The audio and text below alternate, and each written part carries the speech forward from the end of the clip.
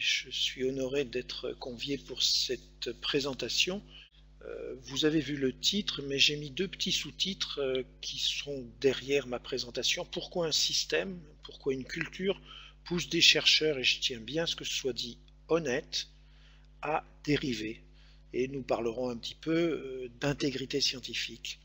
Moi, je m'appelle donc Hervé Maisonneuve, je suis médecin de formation et depuis quelques années, je publie un certain nombre d'informations sur le fonctionnement des journaux. Actuellement, mon activité principale, c'est essentiellement d'enseigner la rédaction scientifique dans un certain nombre de domaines, mais j'ai aussi été et je suis toujours engagé dans des mouvements d'intégrité scientifique. Ma carrière, c'était de la recherche clinique et dans des organismes publics français qui ont précédé la Haute Autorité de Santé surtout. Je vous donnerai toutes mes diapos, vous les aurez. Celle-ci montre que c'est depuis 2005 environ qu'il y a un certain nombre de mouvements et de reconnaissances qui maintenant sont importants, qui disent que les publications posent problème. Et c'est l'article principe, c'était celui de M. Ioannidis qui disait pourquoi la plupart des recherches seraient fausses. Je vais prendre rapidement quelques exemples d'embellissement. Mais avant, je voudrais juste vous donner un message, c'est que je ne parlerai pas de fraude. La fraude, elle est rare, mais quand elle existe, elle est très médiatisée. Alors là, par exemple, je vous ai mis le cas d'un Allemand qui a publié des articles où il avait inventé des malades et il avait diminué les effets indésirables.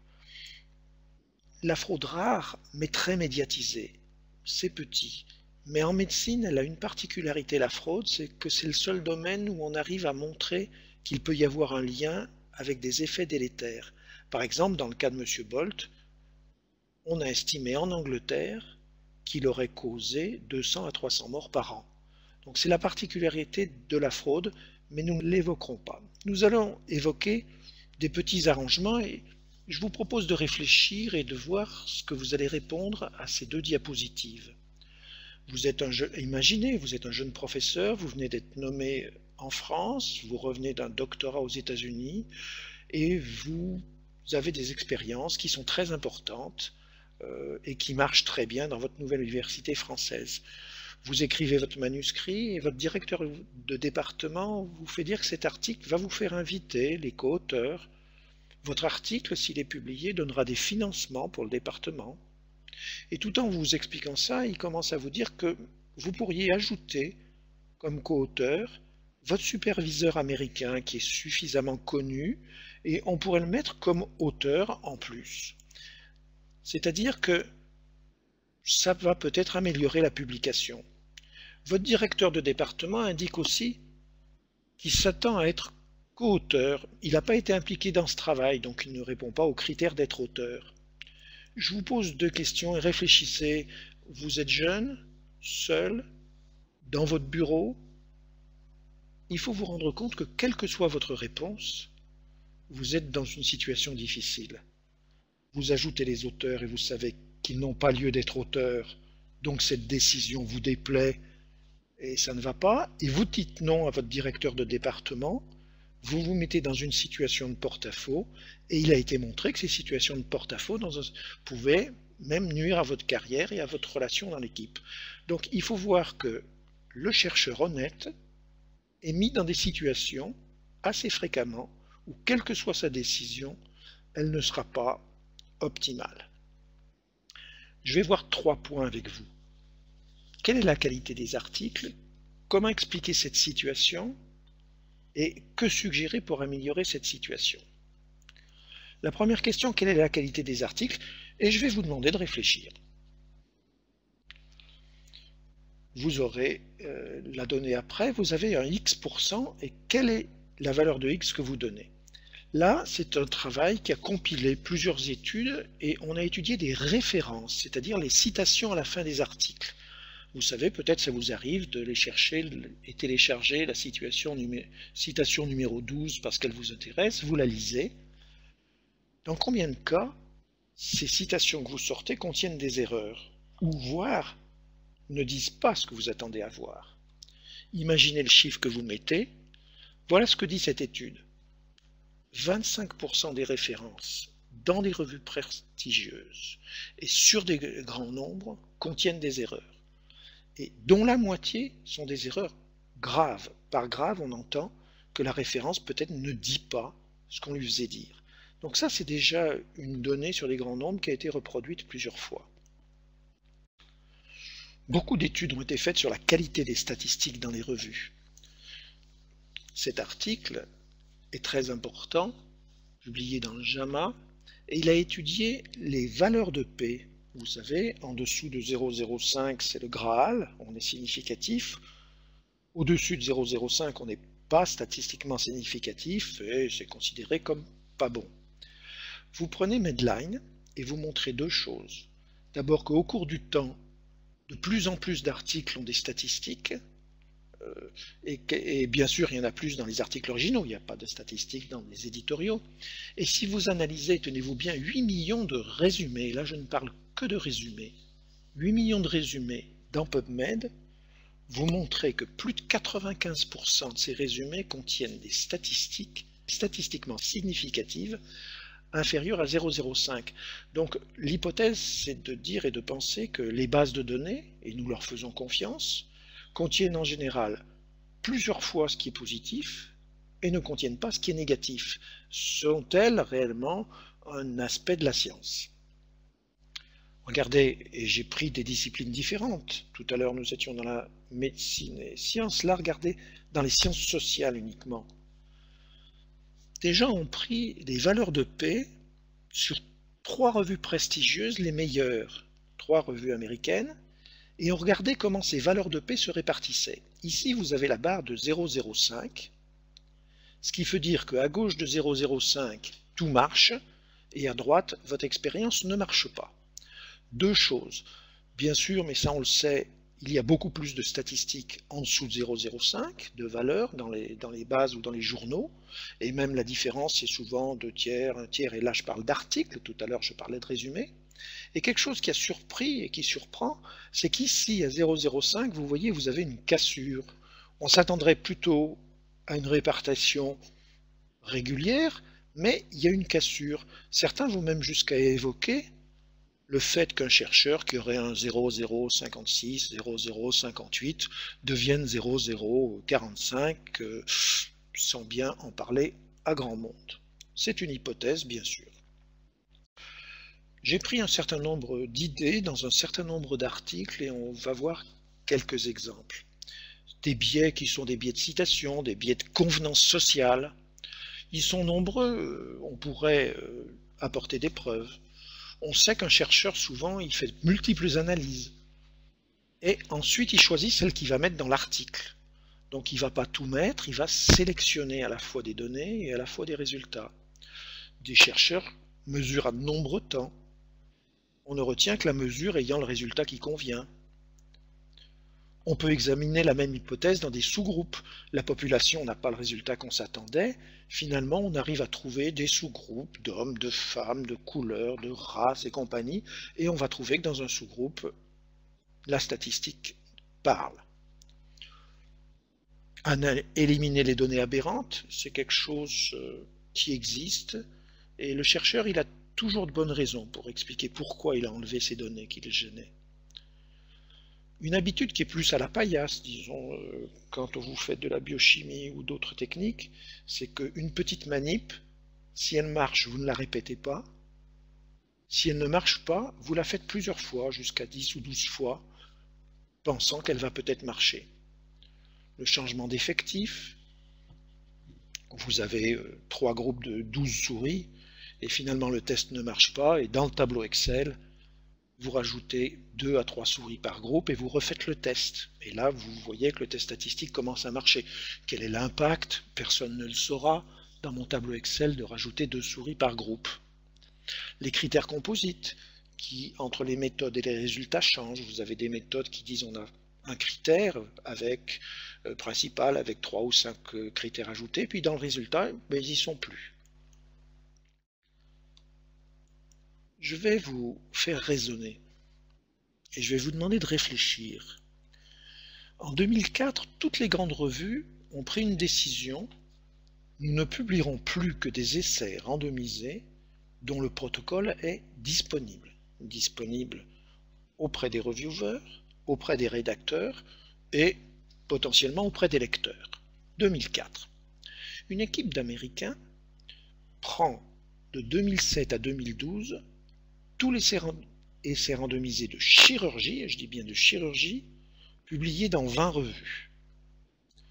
Les 10 revues de médecine les plus prestigieuses par facteur d'impact, les 10 revues de chirurgie les plus prestigieuses par facteur d'impact. Ces articles, ils proviennent du JAMA, du Lancet, du New England, de Surgery, British. Donc finalement, vous trouvez la publication de 327 essais randomisés de chirurgie. Vous cherchez les protocoles, et en les cherchant, vous n'arrivez à en avoir que la moitié. 152. C'est-à-dire que les auteurs vous disent qu'ils vont les envoyer, ils ne l'envoient jamais, les revues ne les ont jamais demandées. Donc finalement, vous vous dites pourquoi les revues disent qu'elles ont les protocoles, et quand on les cherche, on ne les a pas. Donc ça, c'est la première observation. Alors, la deuxième chose, quand vous obtenez les protocoles, vous allez comparer le protocole à la publication. Donc vous avez le protocole, l'article, et voilà les critères qu'on va comparer. Je vais vous demander d'évaluer les pourcentages et de réfléchir. Le critère principal de jugement du protocole n'était plus dans l'article.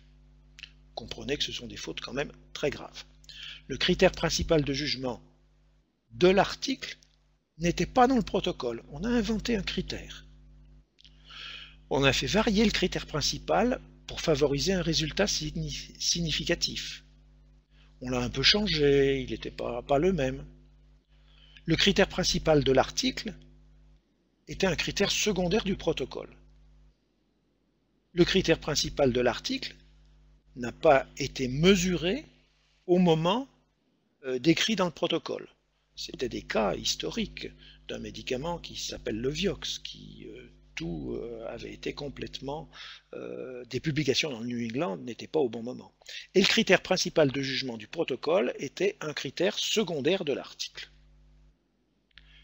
Vous faites de la méthodologie et vous savez que toutes ces fautes sont graves. Quelle est la fréquence que vous pouvez estimer? Je vais vous donner deux indices. D'abord, de façon globale, 50% des articles avaient un de ces problèmes. De façon plus précise, les fréquences se répartissent entre 21% et 5%. Dans votre tête, tranquillement, où mettez-vous 5%, où mettez-vous 21%? Vous allez me dire, changer un critère principal, c'est embêtant. Eh bien, regardez les chiffres. J'ai laissé le même ordre. C'est quand même affolant. C'est-à-dire qu'on change les critères entre la publication et le protocole. La conclusion générale de cette étude, c'est que 50% des articles donnent lieu à des publications qui ne sont pas totalement conformes au protocole. Vous êtes dans des cours de méthodologie, donc ça a quand même un petit peu changé aujourd'hui, en 2017, et la même étude a été refaite, comparer protocole et publication sur 5 revues, New England, JAMA, Lancet, Annals, octobre 2015 à février 2016. Alors la première nouvelle majeure, tous les protocoles sont disponibles avec un clic dans ces revues. Ça, c'est déjà très important. Donc là, ils ont trouvé 67 essais randomisés contrôlés. Nous sommes plutôt dans du médicamenteux vis-à-vis des journaux et non plus dans de la chirurgie. Sur 67, on a considéré parfait les publications qui listaient tous les critères de jugement du protocole, quitte à ne pas tous les rapporter, mais expliquer pourquoi certains ne sont pas donnés ou pas. Sur 67, 9 publications étaient intégralement le reflet du protocole.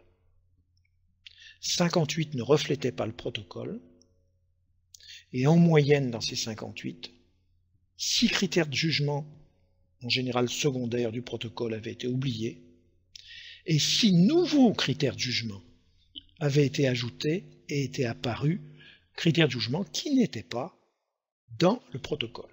Donc vous voyez l'état de la littérature comparé aux pratiques. Tout ceci existe dans tous les domaines. De façon simple, je vous ai parlé tout à l'heure de recherche en psychologie sur les statistiques. Regardez les études animales où peut-être la qualité des pratiques, et c'est mon opinion, est peut-être pire qu'en médecine clinique où il y a plus de protocoles ou de quoi que ce soit. Vous voyez dans cet article qui est sorti dans Nature, il existe une maladie qui s'appelle la sclérose latérale amyotrophique pour laquelle nous n'avons aucun médicament. Elle est mortelle chez l'homme.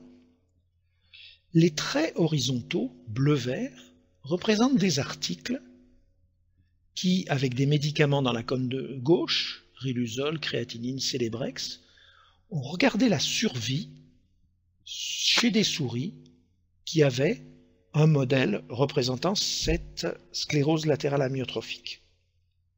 On fait ces études, on les publie et on montre que 10 à 20% des médicaments, que ces médicaments améliorent, de 10 à 20% la survie des souris, jusque voire 35%. Donc ça c'est très intéressant. On a une hypothèse, on a des médicaments, ça marche chez la souris, donc on va chez l'homme. Dans les 9 cas chez l'homme, aucun effet n'a été trouvé. Petite hypothèse que le riluzole aurait fait quelque chose. Donc on se dit, attendez, 9 médicaments marchent chez la souris, 0 chez l'homme, ça va pas. Quelqu'un décide, un groupe décide de refaire les expérimentations chez la souris et de les refaire dans le laboratoire qui a décrit le modèle de la souris de la sclérose latérale amyotrophique. Donc les études sont refaites, les bleues vertes qui augmentent de 10 à 20% la survie, et les résultats noirs sont trouvés. Soit on aggrave, soit on n'améliore pas la survie. Donc on refait toutes les expérimentations et on ne les retrouve pas. Dans le domaine animal, c'est aussi quelque chose qui est connu. Je passerai, et je serai plutôt rapide sur toute la question des critères d'auteur qui sont connus. Pourquoi je le mentionne? Parce qu'en termes de fréquence, c'est ce qui est le plus fréquent dans les dysfonctionnements dans les équipes. On sait qu'en France, par exemple, à l'INSERM, qui est une délégation à l'intégrité scientifique, la moitié des un peu moins de 100 dossiers qui sont examinés chaque année concernent des conflits d'auteurs. Auteurs qu'on a rajoutés, qu'on appelle auteurs honoraires ou cadeaux, ou auteurs dits fantômes, c'est-à-dire auteurs qui ont été oubliés, souvent dans des industries de produits de santé, dans les milieux académiques. Et les conflits d'auteurs ont cette particularité qu'ils vont être très longs et durer très longtemps. Donc l'embellissement au sens général, beautification en anglais, est quelque chose qui commence à être décrit et connu. J'attire votre attention qu'en psychologie, puisqu'il y a aussi certains étudiants qui seront intéressés par ce domaine, un beau livre a été publié en 2017 par quelqu'un que je connais bien, Chris Chambers, et qui a 7 chapitres pour expliquer tous les biais, tous les péchés de la recherche en psychologie, mais en fait qu'il étend à tout type de recherche. Il distingue un chapitre sur tout ce qui est biais, un chapitre 2 sur tout ce qui est le p-arcing, c'est-à-dire faire des hypothèses après avoir eu les résultats, un chapitre 3, tout ce qui est le manque de fiabilité, un chapitre 4 sur l'accumulation de données, et moi-même j'ai encore rencontré récemment des chercheurs qui me disent si on s'arrêtait de travailler, on a tellement de données dans le laboratoire qu'on pourrait publier pendant 2 ans. Donc on accumule les données, on ne s'en sert pas. La corruption, rare. L'internement, c'est-à-dire la fermeture, on refuse d'ouvrir ces données, on ne collabore pas, on ne les donne pas. Et tout ce qui est le comptage de haricots, c'est-à-dire ces indicateurs du type facteur d'impact qui ont fait dévier les chercheurs parce qu'on leur a dit le message « vous serez bon si vous publiez beaucoup et vous serez bon si vous publiez dans les grandes revues », rédacteurs de grandes revues qui ont bien sûr compris ça. Les solutions qu'ils proposent sont simples, mais pas encore mises en route. C'est d'abord tout ce qui est la promotion de la transparence, tout ouvrir, donc ouvrir les données, et il y a déjà, par exemple, une revue PLOS ONE qui a 65 000 articles, et je dis bien 65 000 articles, pour lesquels les données en source, données brutes des recherches sont disponibles et peuvent être consultées. Et l'autre mot qui va vous paraître bizarre, ça s'appelle Registered Reports. Il y a déjà plus de 100 revues, surtout en psychologie, mais ça commence en médecine, par BMC Medicine, qui changent leur façon d'évaluer les résultats. C'est-à-dire qu'ils font un peer review, c'est-à-dire une évaluation par les pairs, sur un protocole. Et s'ils disent oui sur ce protocole, ils accepteront de publier les résultats dans 1, 2, 3 ou 5 ans. Donc la décision de publier n'est pas faite sur des résultats beaux ou innovants, la décision de publier est prise sur une qualité méthodologique, ce qui est normal. En 2015 et bientôt en France en décembre, il y a eu en Angleterre une grande réunion sur la reproductibilité de la science, la réplication et ses problèmes d'intégrité. Je dis en France parce qu'en décembre, l'INSERM va organiser une réunion aussi sur cette discussion. Le rédacteur en chef du Lancet, comme tout le monde, était dans cette salle et ne devait pas parler.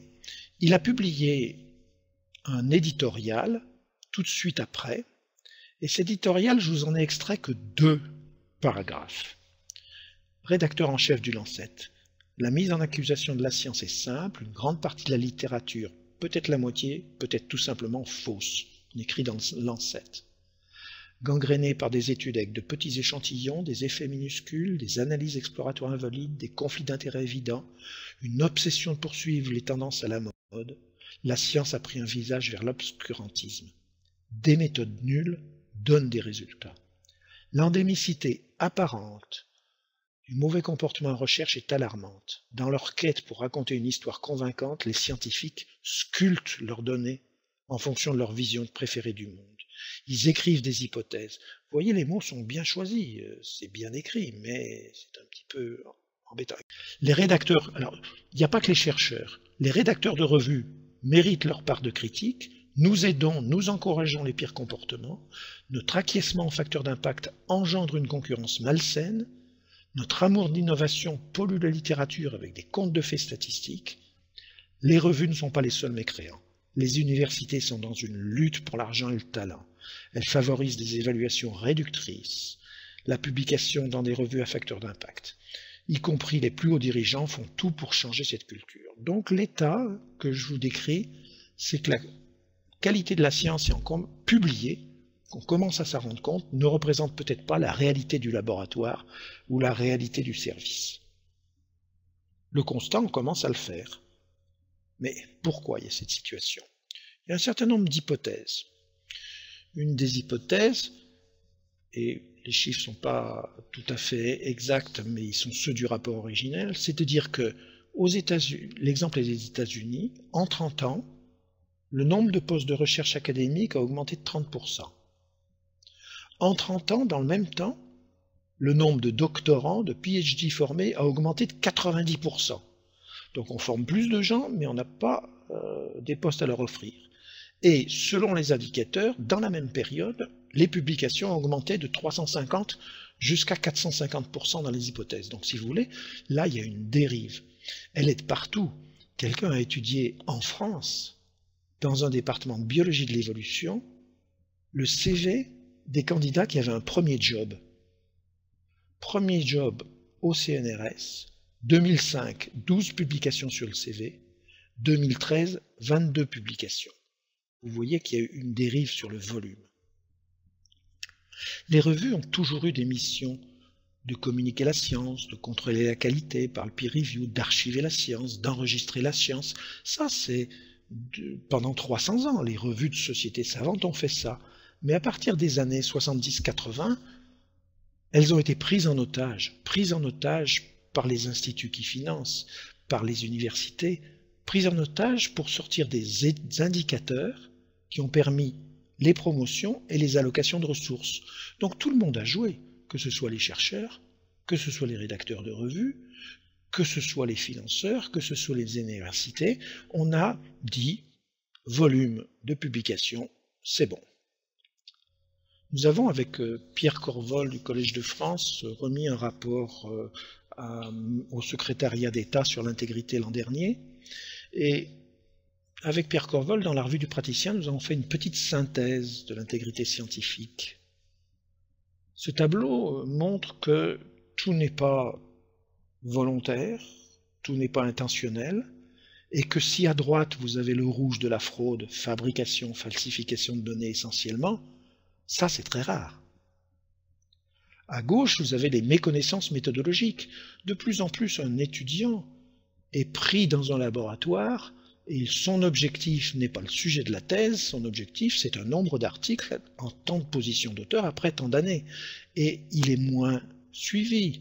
Et il est montré dans des domaines biologiques, on ne fait plus de karyotyques sur des lignées cellulaires, on ne fait plus un certain nombre de contrôles de départ, il y a la pression, il faut publier vite, et on arrange le sujet. Et au milieu, je vous ai listé ce qui s'appelle dans le concept de pratique discutable ou préjudiciable en recherche, et qui probablement représente peut-être 50% de la pratique.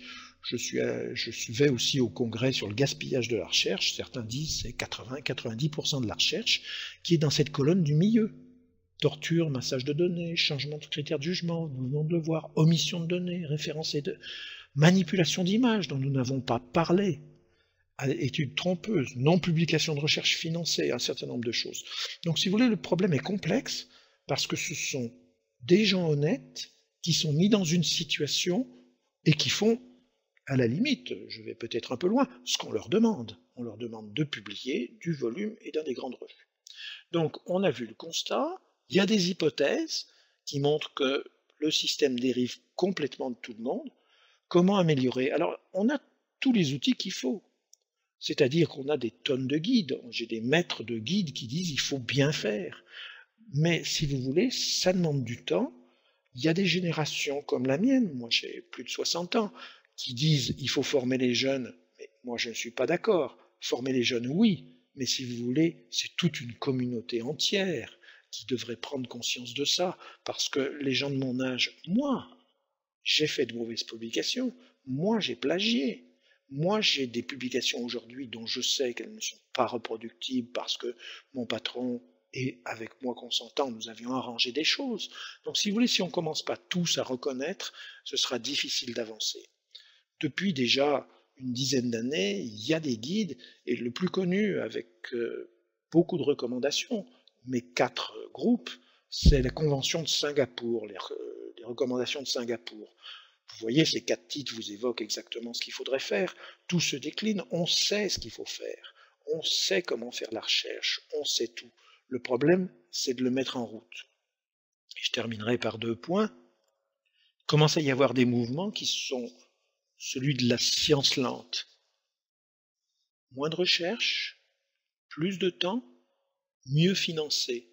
Et s'enlever cette pression de publier voudrait dire qu'il faudrait évaluer la recherche différemment. Et j'attire votre attention, vous pourrez aller voir DORA, la Declaration on Research Assessment, qui est sur le net et qui est un ensemble d'idées qui s'adressent aux organisations qui font les indicateurs, comme les facteurs d'impact, aux institutions qui font de la recherche, aux chercheurs, aux rédacteurs de revues et aux agences de financement. Et pour chacun, il y a des recommandations qu'il faudrait évaluer différemment la recherche. Par évaluer différemment la recherche, c'est-à-dire il faut arrêter les indicateurs de type facteur d'impact. Par exemple, les revues de microbiologie américaines ne mettent plus le facteur d'impact sur les sites internet et s'en sortent. Par exemple, en Angleterre, on commence à faire du peer review des candidats, c'est-à-dire qu'on lit 5 articles des candidats sans regarder les indicateurs. Il faudrait aussi changer les statistiques. Des grandes revues comme épidémiologie, des revues de spécialité ne veulent plus de valeur de P dans les articles, elles veulent les intervalles de confiance et tous les indicateurs que vous connaissez.